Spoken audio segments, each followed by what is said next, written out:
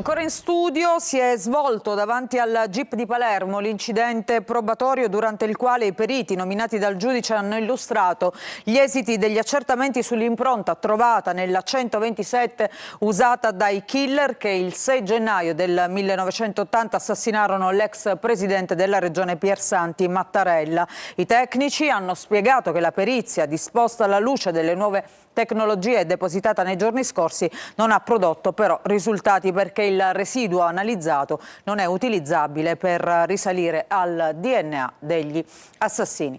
Con questa notizia ci fermiamo, grazie per averci seguito. Dopo di noi barzellette, poi in prima serata Sicilia Cabaret Club. A tutti voi un buon proseguimento su Antenna Sicilia.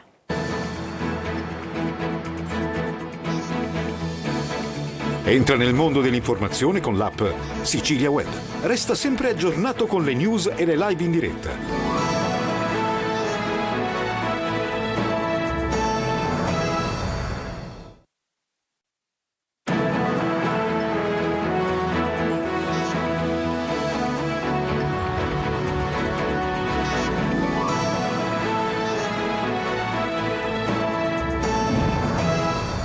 Buongiorno e benvenuti a questa prima edizione di TG Sicilia, i titoli del nostro telegiornale.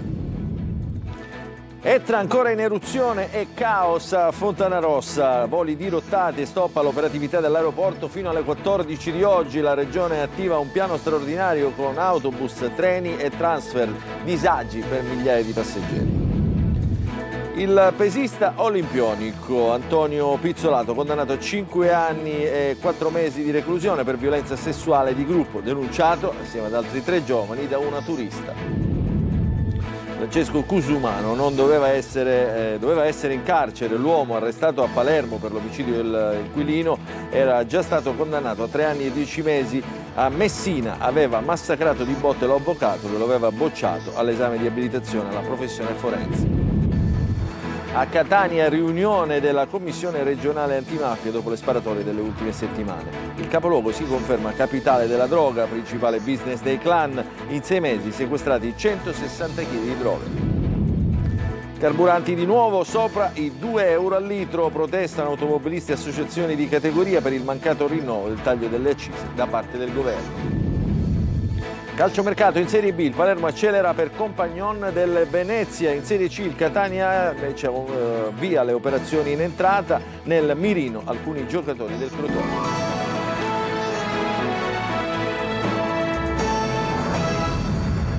Buongiorno ancora. Il caos all'aeroporto di Fontanarossa derivato dall'eruzione dell'Etna, caos che mette a disagio migliaia di passeggeri, voli sospesi da 2 giorni, lo stop è stato promulgato fino alle 14 di oggi, quindi stop agli aerei in arrivo e in partenza dall'aeroporto di Catania. La regione ha attivato un piano straordinario tra autobus, treni e transfer, mentre appunto proseguono i disagi per migliaia di passeggeri. Servizio di Roberta Lunghi.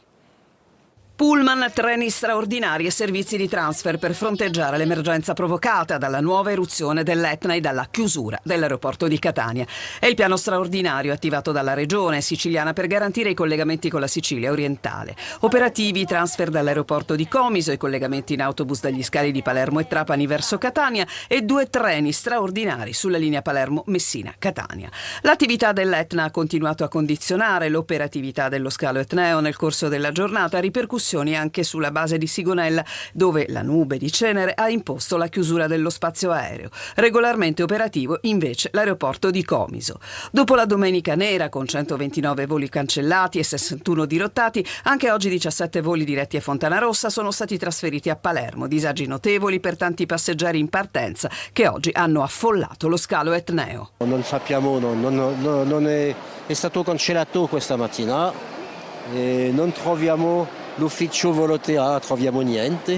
Io sarei dovuta partire alle 15 oggi da Catania per Parigi e insomma, vedendo un po' tutta questa situazione, sono comunque arrivata in aeroporto, ma il mio volo è stato cancellato senza alcun preavviso se non un'oretta prima, e alla fine ho rischedulato il tutto su Palermo domani. Fondamentale per la normalizzazione dello scalo l'evoluzione dell'attività dell'Etna, costantemente monitorato dall'INGV.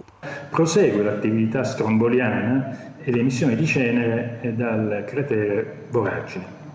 Il tremore continua a rimanere su valori alti, anche se nella giornata di oggi ha avuto una leggera diminuzione. Emblematiche le immagini arrivate dall'aeroporto Florio di Trapani. Il massiccio afflusso dei passeggeri dirottati da Catania, circa 1400, ha causato sovraffollamento e rallentamenti nelle operazioni di trasferimento in pullman verso la città etnea, con numerosi viaggiatori rimasti in attesa tutta la notte all'interno dello scalo. Una situazione dunque in continua evoluzione, della quale vi daremo conto nelle prossime edizioni del nostro telegiornale. Intanto cambiamo argomento. A Trapani per lo stupro di gruppo è stato condannato a 5 anni e 4 mesi il campione olimpionico di pesi Nino Pizzolato, stessa pena per altri 3 imputati coinvolti nella violenza su una turista finlandese nel luglio del 2022. Il servizio è di Laura Spanò. Condannato a 5 anni e 4 mesi di reclusione per violenza sessuale di gruppo nei confronti di una turista finlandese, l'atleta di sala paruta Nino Pizzolato, medaglia di bronzo alle Olimpiadi di Tokyo 2020 e Parigi 2024 nel sollevamento pesi. Il Tribunale di Trapani, presidente Franco Messina, ha condannato alla stessa pena anche gli altri 3 imputati, Davide Lupo, Claudio Tutino e Stefano Mongiovi, tutti dell'Agrigentino. Il PM Giulia Sbocchia nella requisitoria aveva chiesto 10 anni ciascuno, sottolineando che nessun elemento era emerso durante il processo in grado di provare l'esistenza di un consenso. I giudici hanno riconosciuto l'inesistenza delle aggravanti e riconosciuto le attenuanti generiche. La vicenda risale al 22 luglio del 2022. A denunciare i 4 era stata la turista finlandese in vacanza a Trapani con altre 2 amiche, che aveva raccontato ai carabinieri di essere stata stuprata nel B&B dove alloggiavano i 4. Svolta nell'omicidio di via San Polo a Palermo. L'assassino, che voleva diventare avvocato, doveva scontare 3 anni e 10 mesi di reclusione a Messina per l'aggressione al presidente della commissione che lo bocciò agli esami per l'abilitazione forense. Nei giorni scorsi l'uccisione del coinquilino al termine di una lite. Dunque ci fa il punto in questo servizio Marco Gullà. Doveva trovarsi in carcere per lesioni aggravate Francesco Cusumano, 38 anni, originario di Milazzo, che ieri ha ucciso a coltellate il suo coinquilino Francesco Spataro, di 53, in via San Polo, sul pianerottolo dell'appartamento del secondo piano al civico 486. Aveva sul groppone una condanna a 3 anni e 10 mesi. L'uomo, infatti, che aspirava a diventare avvocato, nel giugno del 2023 aveva pestato a sangue illegale Antonio Lafranchi, presidente della commissione d'esame per l'abilitazione forense, che lo aveva bocciato. L'aggressione avvenne davanti al tribunale di Messina. Cusumano colpì Lafranchi alle spalle con calci e pugni su tutto il corpo e un morso al naso. Dopo la sentenza, Cusumano avrebbe lasciato la città di Messina, avrebbe quindi affittato la stanza in via San Polo e modificato in parte il suo aspetto, tingendosi i capelli di biondo. L'ipotesi è che il 38enne volesse sfuggire all'ordine di carcerazione nascondendosi. Ieri, invece, l'omicidio del suo coinquilino. Gli esperti della scientifica nella casa dove i 2 abitavano assieme ad un altro uomo hanno trovato sangue ovunque. Resta da comprendere se Spataro sia stato aggredito e colpito in casa e si sia trascinato fino al pianerottolo nel tentativo di cercare aiuto, o se le coltellate siano arrivate successivamente. Per gli investigatori il movente sarebbe da cercare nei rapporti tra i conviventi, che sarebbero state mal sopportate da Cusumano. Ci sarebbero state continue liti per l'uso del bagno e della cucina.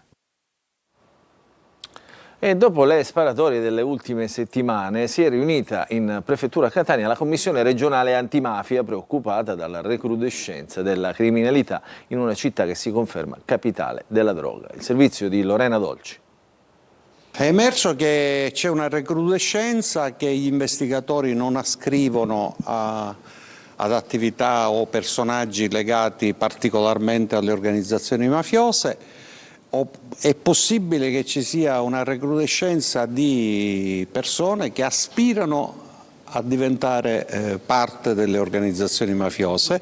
Sono gli emergenti dunque protagonisti delle recenti sparatorie a Catania, giovani e giovanissimi armati fino ai denti, intenzionati a scalare i vertici delle organizzazioni. Lo dice chiaro il presidente della Commissione regionale antimafia al termine delle audizioni con i rappresentanti delle forze dell'ordine, che confermano Catania capitale della droga. Solo nella città di Catania vi sono 42 piazze di spaccio. La polizia ci ha riferito che solo nei primi 6 mesi di quest'anno sono stati sequestrati solo la Polizia di Stato 160 kg di cocaina. Una mafia viva e vegeta che fa affari e cerca di infiltrarsi in tutte le attività economiche, dall'energia al turismo al terziario. Contro questa mafia, sostiene Cracolici, occorre un'azione di contrasto che non può essere solo la militarizzazione delle città, ma anche preventiva e coinvolge il buon funzionamento della macchina della giustizia. Dal momento in cui viene fatta l'ordinanza da parte della Procura della Repubblica per emettere misure cautelari, al momento in cui i GIP si pronunciano passa a volte anche più di un anno. Ma anche le sbarre delle carceri Gruviera non bastano più. Pensare, come ho letto, che scatta una rivolta a Enna perché non sono entrati i telefonini vuol dire che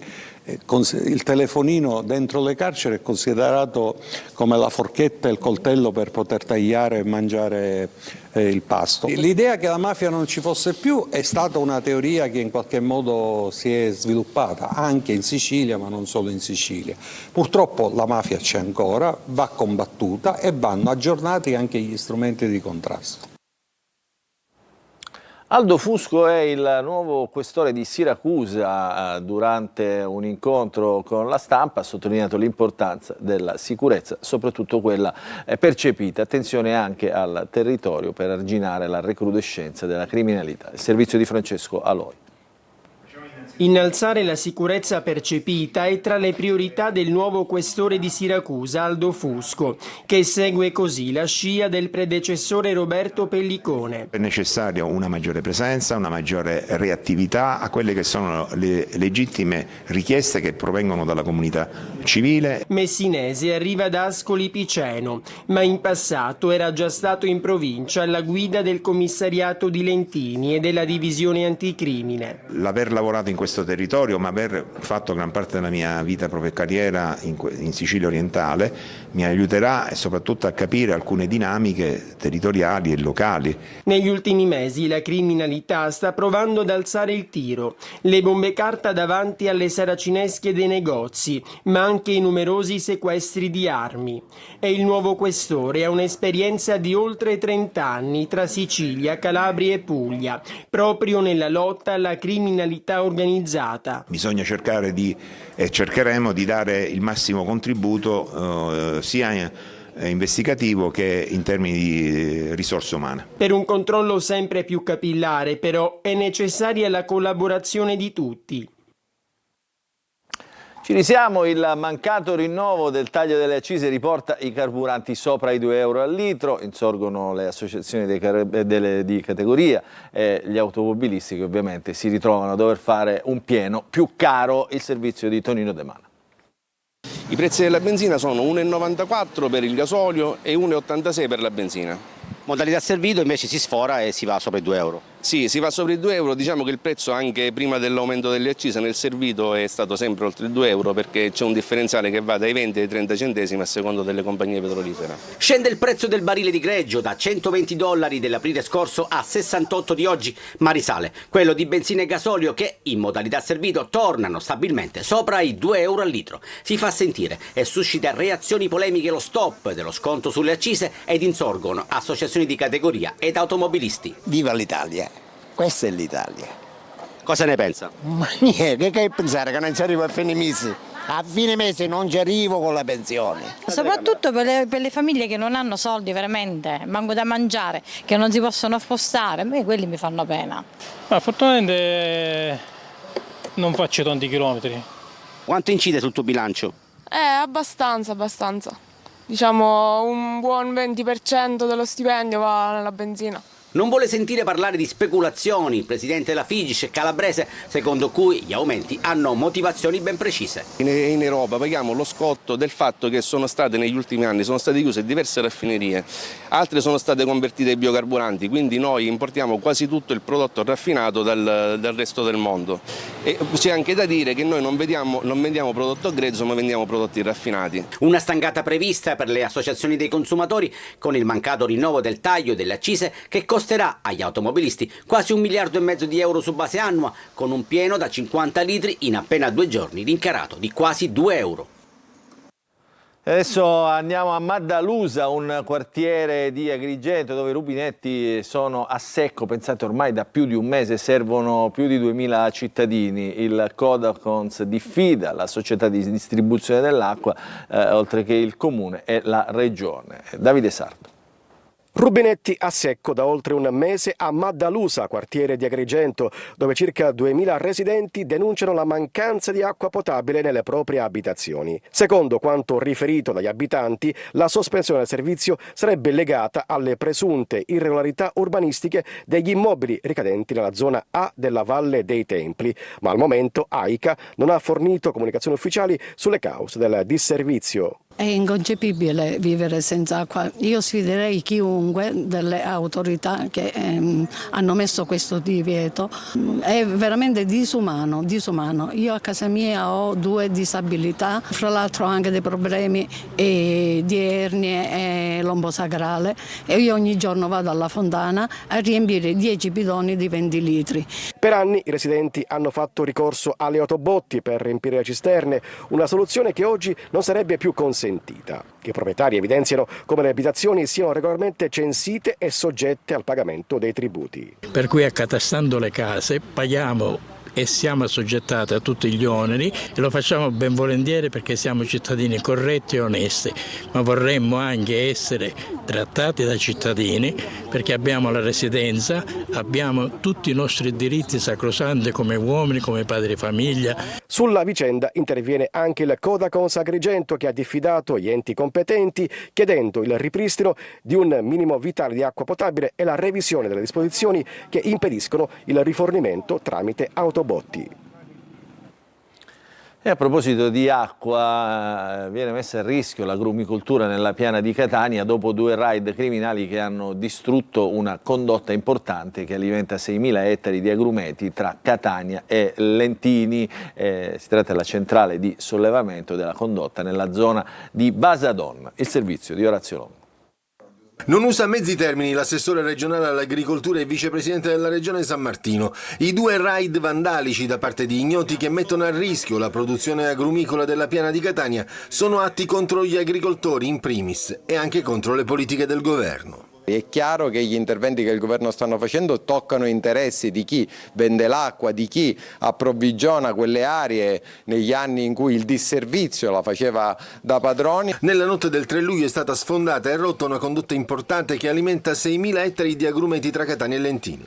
Oltre alla Lodigiani, anche la condotta 102,50, che ricade nella zona di Vassadonna, è stata interessata dopo che è stata vandalizzata una linea Enel con grossi danni alla centrale di sollevamento consortile che si trova in contrada da Muso a Belpasso. Questi gesti è chiaro che scoraggiano, ma non fermano il governo, che attiverà già nei prossimi giorni nuovi servizi affinché si possa vigilare insieme alle forze dell'ordine per garantire i servizi agli agricoltori, ma soprattutto per fare capire che la regione e lo Stato ci sono. Preoccupati gli agricoltori che chiedono il ripristino urgente della centrale di sollevamento. Speriamo in un urgente intervento appunto da parte della cabina di regia, quindi perché comunque gli agricoltori aspettano l'acqua in quella zona dopo veramente tantissimi anni. Speriamo in un immediato servizio che venga effettuato dai tecnici del consorzio di bonifica e tutti gli altri. Adesso un compleanno speciale perché il bikini, pensate, ha compiuto 80 anni. Il servizio di Veronica Barbarino. Piccolo nelle dimensioni, enorme nel significato, il bikini festeggia 80 anni e continua a essere uno dei capi più iconici della moda, che racconta l'evoluzione della società e del costume. Nato nel 1946, fu inizialmente considerato troppo audace per l'epoca, ma il cinema, prima con Brigitte Bardot, poi con Ursula Andress, contribuì a cambiare la percezione del pubblico. Da quel momento il bikini ha cambiato forme, tessuti e stili, fino ad oggi. Cosa dire del bikini che indossano oggi le ragazze, e non solo le ragazze, che io chiamerei filo interdentario. Viva viva la libertà, però siamo arrivati ad un eccesso. Ora ci sono dei modelli troppo esagerati, tipo il dietro che con lo solo spacco. Io non sono d'accordo su quel tipo di costume. Il bikini va bene, ce l'ho pure io, quindi un costume che accompagna le trasformazioni della società. Mi sembra una cosa che dimostri anche un'evoluzione nella cultura delle persone. Molte portano bikini e anche persone che stanno bene in carne, come me per esempio. E quindi, tra un tuffo e una tintarella, auguri a un'icona di libertà. E dopo questo bel quadretto del bikini noi ci fermiamo per una pausa e torniamo subito dopo con il calciomercato.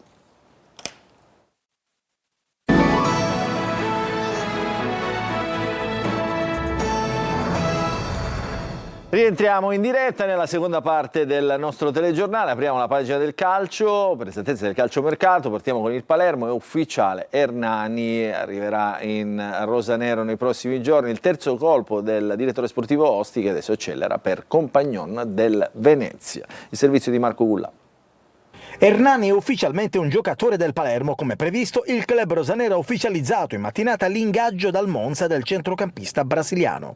Si tratta del terzo colpo dopo Estevez e Cassandro. Venerdì la squadra di Inzaghi inizierà il ritiro precampionato in Trentino Alto Adige e il tecnico potrà quindi contare su 3 nuovi innesti, anche se l'obiettivo del direttore sportivo Carlo Osti è quello di arrivare a Mattia Compagnon. I contatti tra il club rosanero e l'entourage del giocatore, classe 2001, restano intensi. Il profilo è considerato tra i più adatti alle esigenze tecniche della squadra. I prossimi giorni saranno probabilmente cruciali per capire se le buone sensazioni raccolte finora si tradurranno in una fumata bianca. Non è l'unica pista seguita dal Palermo per rinforzare il reparto avanzato, resta viva anche quella che porta ad Almquist, esterno offensivo del Parma. In lista ci sono inoltre Rui Modesto, per cui sono già stati avviati discorsi con l'Udinese, e Rao, di proprietà del Napoli. Nei giorni scorsi al Palermo è stato offerto anche Andrea Belotti, svincolato dopo l'ultima stagione a Cagliari. Il club rosanero però non è interessato. Sul fronte delle uscite invece al momento non si registrano novità. Adesso andiamo in casa Catania dove è vicino il rinnovo del contratto con il difensore Allegretto, trattativa ben avviata anche con il terzino Guerra del Crotone, il servizio di Sergio Colosi. Il difensore Andrea Allegretto, 25 anni, appena svincolato e prossimo alla firma del contratto, rimarrà a Catania. L'accordo è già stato raggiunto grazie alla duplice volontà del ragazzo di vestire ancora la maglia rossa-azzurra e della società di continuare ad assicurarsi nel reparto arretrato un'alternativa valida e giovane, quindi in linea con la nuova politica del club. È stato trasferito a Catania nel gennaio del 2025 dal Picerno, dopo una promozione dalla Serie D e 3 campionati in C. Tanta voglia di tornare in campo anche da parte di Matteo Di Gennaro, messo KO da un lungo infortunio e ora pronto a riprendersi il suo posto. Sempre in tema di difensori aumenta la concorrenza per il catanese di Biancavilla Jonathan Spedalieri, 24 anni, nell'ultimo biennio 71 presenze e 6 gol con il Renate. Prestazioni che hanno suscitato l'interesse, oltre che del club di Pelligra, di Bari, Carrarese e Vicenze negli ultimi giorni dello Spezia di Angelozzi. La volontà di Spedalieri di vestire il rossazzurro potrebbe fare la differenza. A buon punto la trattativa con il terzino Walter Guerra, uomo di Longo che l'ha avuto sia a Crotone che a Picerno. Guerra quest'anno ha disputato 23 partite in Calabria, dopo 6 campionati in Lucania, dove è stato compagno di squadra di Allegretto. Questa è l'ultima notizia per questa edizione del nostro TG Sicilia. Vi ricordo che l'informazione tornerà alle 13:30, a seguire invece la rassegna stampa condotta oggi dal collega Orazio Longo. Dunque non ci resta che ringraziarvi per averci seguito e augurarvi un buon proseguimento di giornata.